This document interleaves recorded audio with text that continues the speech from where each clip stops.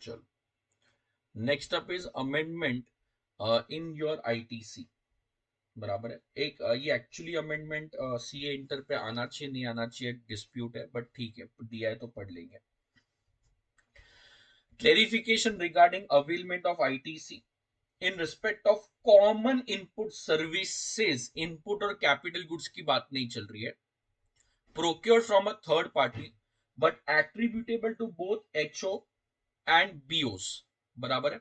तो head office and branch office, और exclusively to one और मोर ब्रांच ऑफिसेस। बराबर है। सो अगर सपोज अपन ने कोई एएमसी कॉन्ट्रैक्ट लिया है, बराबर है, एएमसी एनुअल मेंटेनेंस कॉन्ट्रैक्ट है एसी का। बराबर। सो अपने ऑफिस, अपने पास हेड ऑफिस है और ब्रांच ऑफिस है। हेड ऑफिस ब्रांच ऑफिस दोनों में एसी लगी हुई है, और अपन ने एक कंपनी को कॉन्ट्रैक्ट दिया है और बोला है कि यार हमारे एसी जितने भी है ना ऑफिस में, उसका एएमसी करने का है। तो एएमसी आई थिंक समझता होगा, वो बोलता है कि सर साल में 4 बार आके हम लोग आपके सारे एसी जो है उसको सर्विसिंग करके देंगे। कुछ प्रॉब्लम है तो आप हम लोग बता देंगे, पार्ट चेंज करना है तो पैसा दे देना, पार्ट चेंज नहीं करना है तो सब एक एएमसी में सारा हो जाएगा।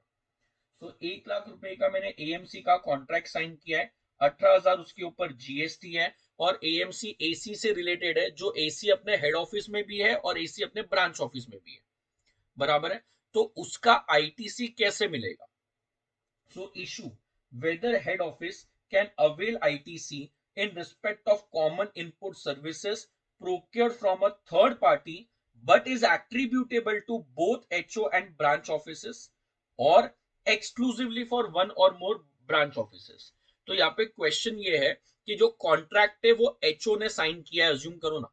सो एएमसी का कॉन्ट्रैक्ट एचओ ने साइन किया है, बट वो कॉन्ट्रैक्ट जो है एसी के एएमसी का है। जो एचओ में एसी है सिर्फ उसका नहीं है, एचओ के एसी का भी है, ब्रांच ऑफिस के एसी का भी है, या तो सिर्फ ब्रांच ऑफिस के एसी का कॉन्ट्रैक्ट है। बराबर है। तो ऐसे केस में क्या एचओ पूरे के पूरे वैल्यू का आईटीसी खुद अवेल कर सकता है या नहीं? That is the question mark. बराबर है। सो issue okay tax invoice under section 31 to said branch offices for the said input services, and the branch offices can avail ITC for the same, or whether it is mandatory for HO to follow input service distributor mechanism to distribute ITC in respect of such common input services। बराबर है। So question ये है कि weather HO normal invoice बना के credit जो है वो ब्रांच को दे सकता है, या उसको आईएसडी मैकेनिज्म फॉलो करना पड़ेगा। तो सपोज एक एक्स वाई जेड एक आउटसाइडर है जिससे अपन ने कॉन्ट्रैक्ट किया है 100 एसी का। 100 एसी में ब्रांच ऑफिस के एसी भी इंक्लूडेड है और हेड ऑफिस के एसी भी इंक्लूडेड है। 100 एसी का जो कॉन्ट्रैक्ट है, सपोज उसका वैल्यू है 1 लाख रुपया। अब ये क्वेश्चन दो है इधर। पहला क्वेश्चन ये कि क्या एचओ पूरे 1 लाख रुपए के ऊपर आईटीसी अवेल कर सकता है। सेकेंड क्वेश्चन ये है कि अगर सपोज एचओ को पूरा आईटीसी अवेल नहीं करना है, तो जैसे वो एक्स वाई जेड एचओ को बिल बना के दे रहा है, नॉर्मल सेल का बिल या सर्विस का बिल, क्या वैसे एचओ नॉर्मल सेल या सर्विस का बिल ब्रांच ऑफिस को बना के दे सकता है? सपोज एचओ के एसी का 60,000 वैल्यू आ रहा है एएमसी का, और ब्रांच का 40,000 आ रहा है। तो एक्स वाई जेड ने तो पूरा 1 लाख का बिल एचओ को बना के दिया, तो क्या एचओ 40,000 का बिल ब्रांच को बना के दे सकता है, ये बता के कि हम लोग ब्रांच ऑफिस को सर्विस दे रहे हैं? या उसको सर्विस पे अगर क्रेडिट डिस्ट्रीब्यूट करना है तो आईएसडी की तरह करना पड़ेगा। सो आईएसडी का मैकेनिज्म अपने सिलेबस में नहीं है, बट आईएसडी की तरह डिस्ट्रीब्यूट करने में एक अलग से पूरा नया रजिस्ट्रेशन लेके डिस्ट्रीब्यूट करना पड़ेगा। वेरेस अगर सिर्फ सेल बता रहे हो तो आपको नया नंबर नहीं लेना है, आप नॉर्मल परचेज सेल पे आप कर सकते हो। So the clarification. It is clarified that in such a case, as per the present provision of the law, it is not mandatory for HO to distribute the ITC by ISD mechanism. HO has an option to distribute ITC in respect of such common input services by following ISD mechanism, or issue tax invoice under section 31 to concerned branch offices in respect of common input services procured from third party by the HO, but attributable to the said branch offices and the branch office can avail ITC on the same. ये basically क्या simple सा contract है, मैंने एक services लिया है 100 AC से related, 100 में से 60 एसी सपोज अपने एचओ का है, 40 एसी ब्रांच का है। तो इसमें क्या होता है, आप दो चीज कर सकते हो, आईएसडी की तरह आपको डिस्ट्रीब्यूट करना है तो करो, बट आईएसडी के लिए आपको अलग से नंबर लेना पड़ेगा और उसके लिए मैकेनिज्म अलग है। या तो जैसे XYZ ने अपने को 100 एएमसी का बिल बना के दिया, ऐसा अज्यूम कर लो कि हेड ऑफिस जो है वो 40 एएमसी दे रही है ब्रांच ऑफिस को, तो जैसे उसने 100 एसी का बिल एचओ को बना के दिया, एचओ 40 एसी का बिल ब्रांच ऑफिस को बना के देगा, तो 1 लाख रुपए में से 40,000 का बिल एचओ ब्रांच को बना के देगा विद जीएसटी, मतलब ऐसा मानेंगे कि एचओ ने ब्रांच को सर्विस दिया है, तो ब्रांच ऑफिस जो है वो उसका क्रेडिट फिर भी ले सकता है।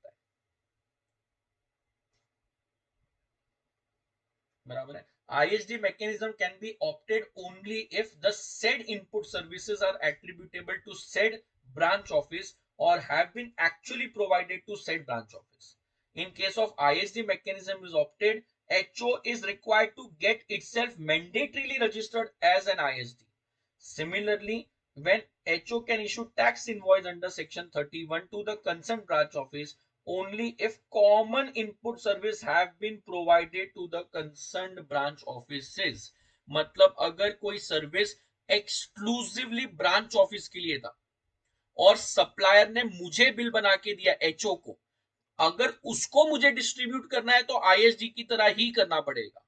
तो सामने वाला जो एएमसी वाला है उसने ब्रांच ऑफिस के एसी का एएमसी लिया है, बट उसने एचओ को बिल बना के दिया, ये वाला क्रेडिट अगर एचओ को डिस्ट्रीब्यूट करना है तो उसको आईएसडी की तरह ही करना पड़ेगा।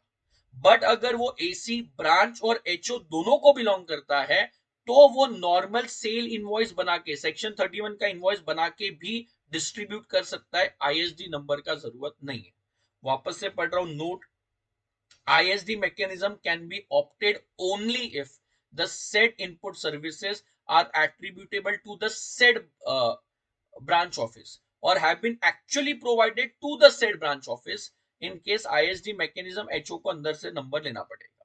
Similarly, HO can issue tax invoice under 31 to concern only if common input service have been actually provided.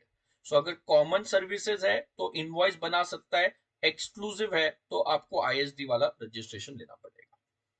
So ITC में एक ही अमेंडमेंट है, पहला अमेंडमेंट एक ही अमेंडमेंट है, वो भी आईएसडी वाला आपके सिलेबस में नहीं पूछना चाहिए, बट लेटेस्ट है तो पढ़ के जाना कि अगर कोई आदमी ने सर्विस प्रोवाइड किया है और वो कॉमन है ब्रांच और एचओ को, तो एचओ को आईएसडी वाला नंबर लेके ही डिस्ट्रीब्यूट करना पड़ेगा या नॉर्मल सेल बिल बना के डिस्ट्रीब्यूट कर सकता है। तो गवर्नमेंट बोलता है दोनों ऑप्शन ओपन है, आईएसडी की तरह भी कर सकता है, नॉर्मल सेल बिल बना के भी कर सकता है। अगर कॉमन है तो सेल्स बिल बनाओ और एक्सक्लूसिव टू ब्रांच ऑफिस है तो आईएसडी की तरह आप कर सकते हो। So that was your amendment to section 16 से 18।